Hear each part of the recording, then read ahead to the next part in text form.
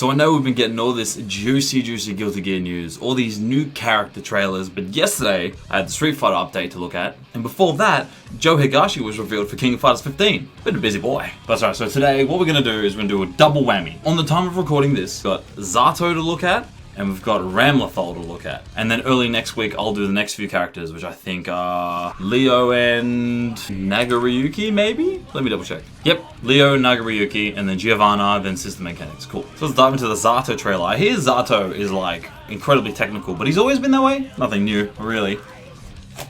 Alright, here we go. Zato time, baby!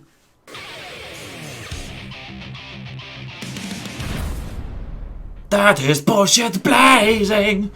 Ah, look at him, he's so buff, so swole. Zato is a technically challenging character, as you can also control his alter ego, Eddie. Overwhelm the opponent by attacking with both Zato and Eddie. Oh yeah, the sharks, yeah, I do remember that. Zato moves quickly in the inputted direction. During this motion, he can move freely in midair to an extent, meaning you can change the timing of your jump and attack and take the opponent by surprise. Okay, so his air dash is the flight, Eddie. okay. Zato It's always that way? his alter ego, Eddie. You can control Eddie and Zato simultaneously, as Eddie has a different attack associated with each attack button. While Eddie is active, you can return him to the shadows by inputting the summon command a second time. Okay. When either Zato or Eddie takes damage, or the Eddie life gauge hits 0, Eddie disappears and cannot be summoned. Until when? Pierce. Wait, and cannot be summoned until when? Like, is that it? Pierce. Alright, Zato Pierce. summons Eddie and attacks twice while lunging forward. Alright, that's cool. Due to its fast startup and long range, this move works well as both a means to keep your opponent locked down and as a poke. And if you look, it's soaking up a bit of the Eddie gauge. They made it sound like he wasn't coming back. He's like, and then when the gauge is over or Eddie takes too much damage, he's gone. He's gone forever. I'm like, yeah, okay, he's gone, but like, what's the cooldown? Do you just have to wait for that bar to just kind of like refresh? Is that how it works? That's a lot. Zato summons Eddie, forming a large number of drills. As it hits multiple times, the attack keeps the opponent... Yep, so, sorry to interrupt the drill move, but if you look at it, right, if you look back, see the bottom here? Just here. See the bottom? So watch it. Times. It's got a cooldown timer. Okay, cool. For a long time on either block or hit. Use this to your advantage to get your offense started. Man, he looks crazy. Zato summons Eddie, performing an attack that hits twice, leaping upwards. This attack hits a wide area and works well against airborne opponents. I'm pretty sure I was watching a video, I think Seijan was talking about it.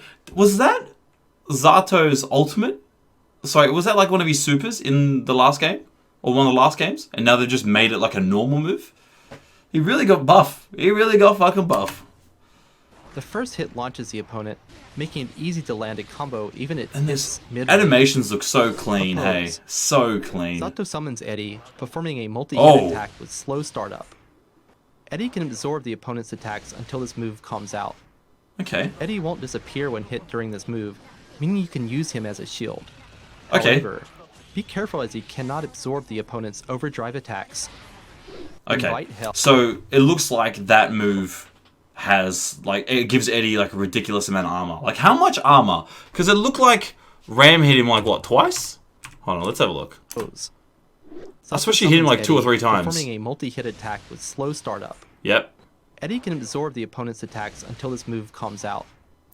Absorb attacks until this move comes out. It sounds like it's got all the armor. Just all of it. How much armor? All of it. So that's going to be interesting. Like, you could summon that and then what, like, move around the like maybe cross up or some shit? Be careful as he cannot absorb the opponent's overdrive attacks. That's still really good.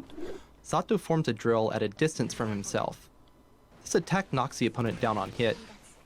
It has little recovery, making it a good choice as a poke at mid-range. Okay, I thought that was the little summon drill move, but it's different. Zato conceals himself in the shadows with this evasive technique.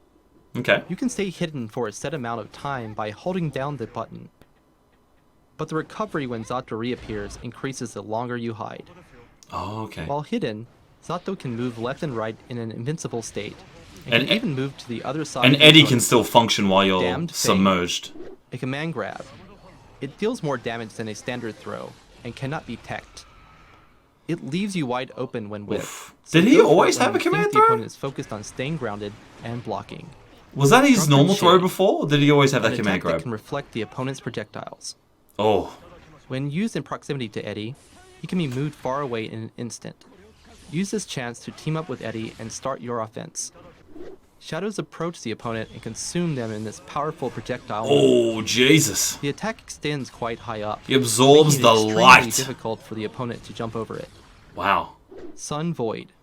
Oh, Eddie Jesus. transforms into a sword, attacking the opponent as a powerful projectile. If used while Eddie is summoned, he turns into a projectile and attacks from his current position. Oh, that's really handy. You know what? When I saw him turn to a sword, I was actually terrified that he would be like half Zapper in this game. Because that would be scary. That would be really scary. If you watch Frosty Fastings, you would know Zapper is not to be trifled with. Alright. He flies towards the position of the opponent when the move was used. Oh, After the shit. attack, he returns to his usual form as Eddie, so take this chance to overwhelm the opponent. Interesting. You can launch a highly adaptable offense by coordinating Zato's movements with Eddie. He's got a lot of Use tools. Pierce as a poke against grounded opponents, and Leap against aerial opponents. Oof. Oppose works well against opponents when they try to attack Eddie. Yep. When you can't summon Eddie, use Flight or Invite Hell to protect yourself from the opponent's attacks. Until he Thank you recharges. for watching.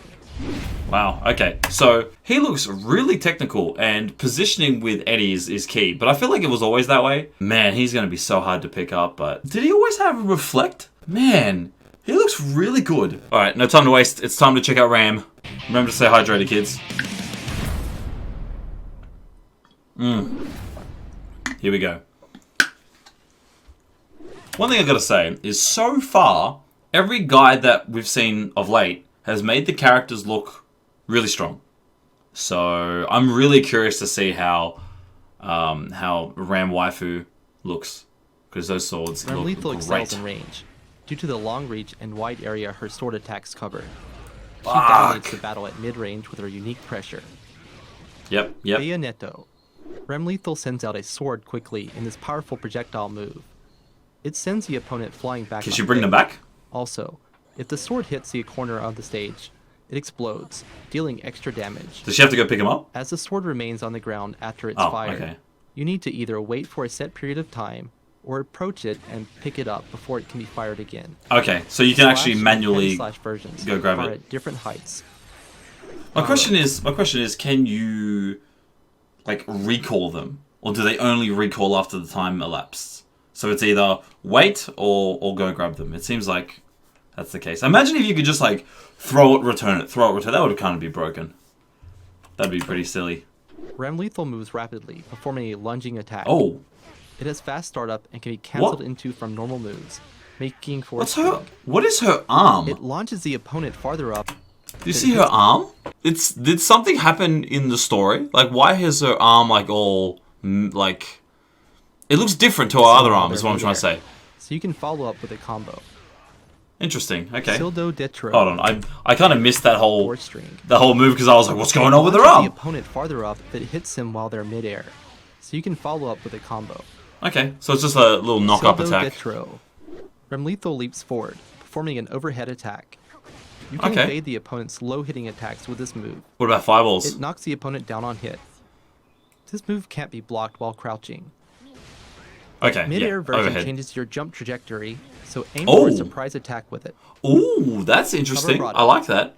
An extremely damaging attack. It also has a quite long range. Oh, so you shit. can deal big damage with a single hit from a fair distance.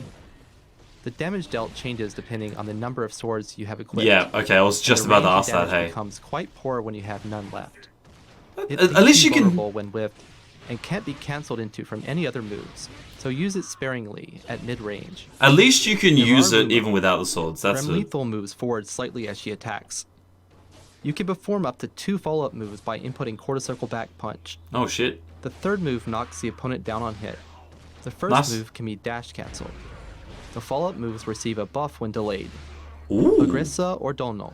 Ooh. And an aerial attack with So you can use them one attack, dash cancel, pa pa pa. long range. It works well as a mid-air poke or in combos. Ooh, interesting. Properties change depending on the number of swords you have equipped, and its range and damage become quite poor when you have none left. At least she can still Calvados. use it. Ramlethal sends out Calvados. a powerful, multi-hit projectile that reaches the other side of the screen. Oh, This move man. can cancel out almost any of the opponent's projectiles, and Yep. deals a good amount of Well, no chip shit. damage, even when blocked. If there are any unequipped swords, they will be retrieved automatically. Oh, okay. This Okay, attack that's works good. great to punish a vulnerable opponent from a distance. More So imagine, like, you see her, she's used her attacks, the swords go down, and then you're like, this is my chance. You run in, boom, super, and you get blasted in the face. That's cool. I like it. I like it. Zato, an extremely damaging attack that's invincible on startup. The damage changes depending on the number of swords you have equipped, and That's- the range and damage becomes quite poor when you have none left. It Okay. has fast startup, so you can use it in combos to deal big damage. Use the But, like, why would I use that over the other one? Was the damage better? Let's have a look. is depending on the number of swords you have equipped. And the Okay. range and I feel like the damage with the big photon cannon move was so mumuch better. Why would I ever use this move over the photon cannon? There's got to be a reason. Is it just more flexible? Because if you're retrieving the swords with the photon cannon, then yeah, I don't know. I must be missing something. I must be missing something. to wide range, her sword attacks cover to your advantage by hitting the opponent with the edge of her attacks at mid-range. Her standing far slash and standing heavy slash attacks make good grounded pokes. When the opponent tries to avoid the grounded neutral game by jumping in, They're not really. anti-air them with forward punch. They're like, make sure she does this and keeps people out of range, and then proceeds to not do that. I tell you what, the last two showcases made the like Zato and Emilia look broken, and I'm like, oh, I don't know if Ram looks the same. You can even follow up with her aerial slash attack. When you've got the opponent in the corner, get your offense going with the heavy slash version of Bayonetto. You can continue Bayonetto. attacking if the opponent I blocks. love the and land a names for the combo moves if it though. hits them. Love them. Thank you for watching. Oof. Ugh, April 6th can't come fast enough. So Zato looks really crazy. He looks incredibly fun, incredibly technical, really hard. Like, he's going to be really hard to learn, but micromanaging Eddie, I think, is going to be part of the fun. And I mean, look, if Giovanna wasn't in the game, and Nagoriyuki, I would probably play him if Venom is not the last one revealed. But yeah, it looks like Eddie has so many tools, like a lot of ways to adapt to whatever situation he needs to. But then, like, they showed Ram, and she looks alright, but there wasn't really anything there that I was like, oh, okay, like, I'm the bleh. Emilia looks busted, Zato looks really good, and Ram looks, like, she looks good, she looks fun. I don't know, I don't think she had that same pizzazz. But once again, another interesting character to kind of micromanage, like, sword placement. Out of the two, I actually kind of lean more to Zato. I think he just looks better in almost every way. I'd like to see a good Ram play. I want to see what she's about, because I must be missing something. But like, they're talking about keeping people at range with these swords, but then you got like Nagoriyuki, whose sword is almost a full screen swipe. So I just, like, I don't feel like she has the same threat range as him. I don't know, something about her, like, she looks good, she looks fun, but compared to the others, she probably looks, dare I say, the weakest? I don't know, I'm not sold on her yet, but she's gonna be in the open beta, and people are gonna just lab the shit out of her, chuck her into training mode, spend some time there, and just get to know her. Getting to know you, getting to know all about you. So anyway, did you enjoy Zato and Ram? Who do you prefer? Who looks the coolest? I mean, it's Guilty Gear. That's really the only thing that matters. Who is the fucking coolest? Let me know in the comments below. Like and subscribe for some more fun game goodness. Make sure to follow a couple of NPCs. It's my gaming podcast and stream. We stream every Monday, Wednesday, and Friday. And I will catch you for the next video.